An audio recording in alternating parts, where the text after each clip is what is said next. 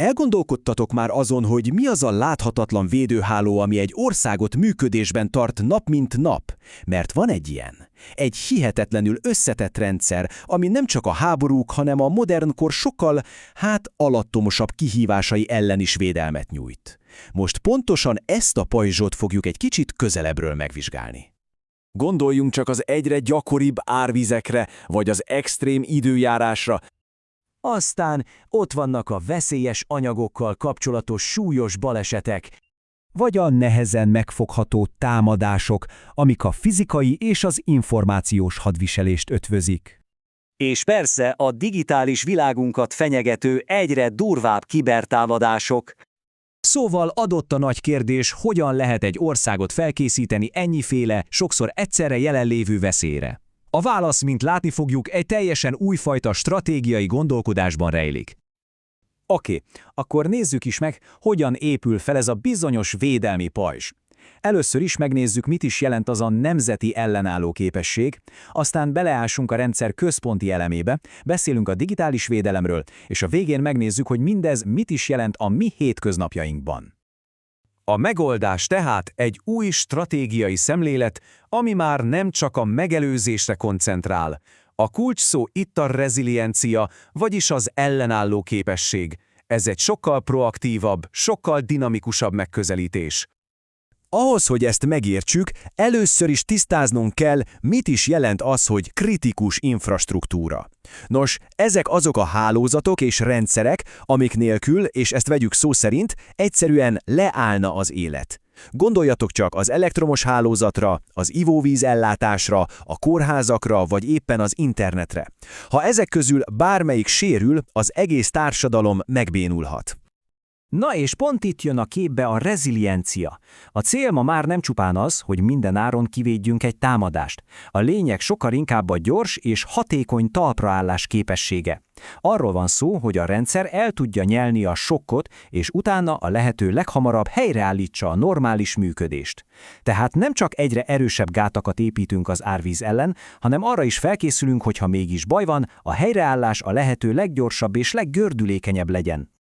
Fontos látni, hogy ez a szemléletváltás nemzetközi szinten is zajlik. Az Európai Unió 2022-ben fogadott el egy irányelvet, a CIR-t, ami pontosan a kritikus szervezetek ellenálló képességét célozza. Ehhez igazodva Magyarország 2024-ben frissítette a saját jogszabályait, amik aztán 2025-től lépnek teljes körűen hatályba. De jó, de ki felel mindennek a gyakorlati megvalósításáért? Ki az, aki összefogja a különböző szakterületeket mondjuk egy árvíz, egy ipari baleset, vagy ne adj Isten egy terrortámadás esetén? A válasz a katasztrófavédelem. Ez egy rendkívül komplex rendszer, ami a kormányzati csúcstól egészen a helyi szintig, a tűzoltásokig terjed. A lényeg az, hogy a döntéshozatal, a koordináció és a végrehajtás minden szinten tökéletesen össze van hangolva. A központi irányítást pedig az Országos Katasztrófa Védelmi Főigazgatóság, vagyis a BMOKF látja el. A BMOKF feladatköre, finoman szólva is szerteágazó. Ők azok, akik jelölik, hogy mely cégek és intézmények számítanak kritikusan fontosnak az ország szempontjából.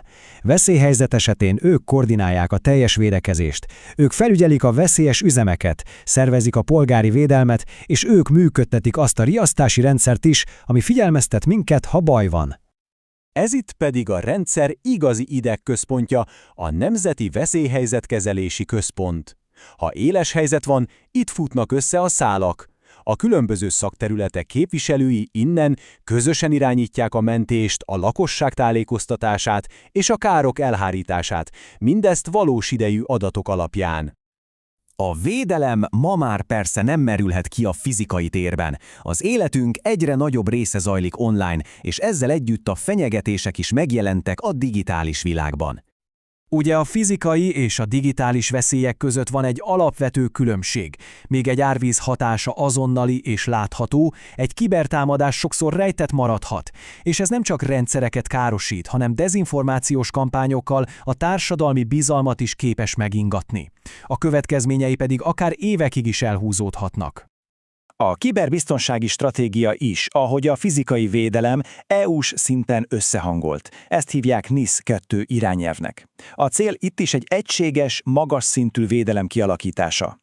Leegyszerűsítve az egésznek két fő pillére van. Az egyik egy felügyeleti hatóság, az STFH, amelyik ellenőrzi, hogy a szabályokat mindenki betartja-e. A másik pedig a Nemzeti Kibervédelmi Intézet, ami a gyakorlati védekezést végzi. Ők azok, akik közbelépnek, ha támadás éri az országot. És persze a felkészültséget állandó nemzetközi gyakorlatokkal tesztelik és csiszolják. Na de jó, de hogyan jelenik meg ez a bonyolult, sokszintű védelmi rendszer a mi mindennapi életünkben? Hát sokkal konkrétabban, mint gondolnánk. Vegyünk egy nagyon egyszerű példát. Az élelmiszert, amit a boltban leveszünk a polcról. Emögött is egy komplex védelmi rendszer áll. Ott vannak a szigorú uniós és hazai jogszabályok, amik előírják a minőségi követelményeket. Aztán ott van a Nemzeti Élelmiszerlánc Biztonsági Hivatal, a NÉBI, ami a termőföldtől az asztalig ellenőrzi a teljes láncot. Ennek az összehangolt munkának az eredménye az, hogy mi, a vásárlók biztonságos élelmiszert fogyaszthatunk. Ez az idézet szerintem tökéletesen összefoglalja a rendszer lényegét. A cél nem több és nem kevesebb, mint az ország biztonságának garantálása a természetes és az ember okozta, vagyis civilizációs veszélyekkel szemben.